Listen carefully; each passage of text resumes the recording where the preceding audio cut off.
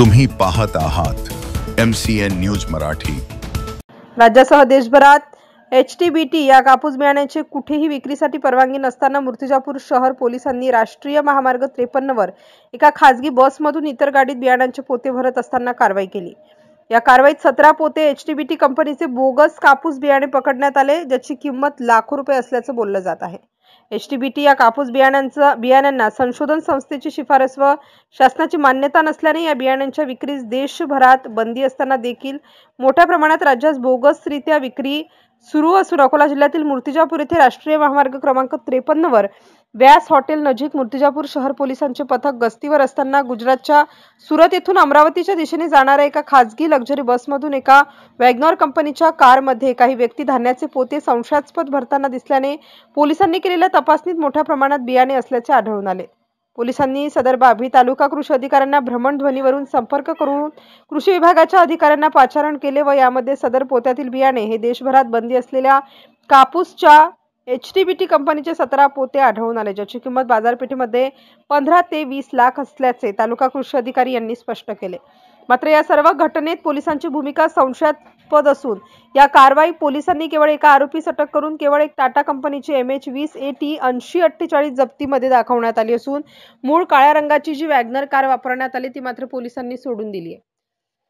तर प्रत्यक्षदर्शी सदर कार चालक माध्यमांच्या समोर सर्व हकीकत मांडत असताना मात्र मूर्तिजापूर शहर पोलीस स्टेशनचे सहाय्यक निरीक्षक यांनी विरोध केला।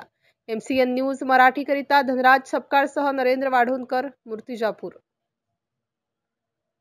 आज हे नेमकं प्रकरण काय आहे यामध्ये सर्वांना नमस्कार। आज 30 मे 2025 रोजी सायंकाळी 5:30 3:30 ते 4 च्या दरम्यान व्यास हॉटेलच्या बाजूला एक कंटेनर त्या ठिकाणी संशयित कपाशीचं बियाणं घेऊन मूर्तिजापूरला येत असल्याचं माहिती मिळाली। त्या अनुषंगाने पोलीस तसेच कृषी विभागाच्या माध्यमातून त्या ठिकाणी त्या संशयित बियाणं पाहणी करण्यात आली आणि पाहणीच्या दरम्यान हे संशयित बियाणं जे आहे ते बोगस बियाणं आहे असा संशय आल्यामुळे ते बियाणं कृषी विभाग तसेच पोलीस स्टेशन यांच्या मार्फत जमा करण्यात आलं, तसेच पोलीस स्टेशनला घेऊन आणण्यात आलेलं आहे। आणि जवळपास उपलब्ध झालेलं किंवा जप्त झालेलं बियाणं हे जवळपास 8 क्विंटलच्या जवळपास बियाणं जे आहे ते जप्त आहे।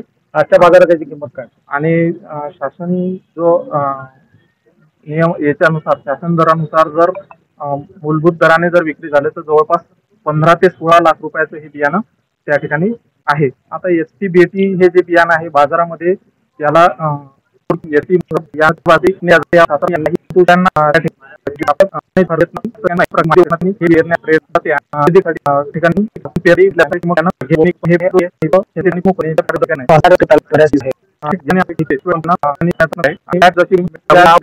पूर्वी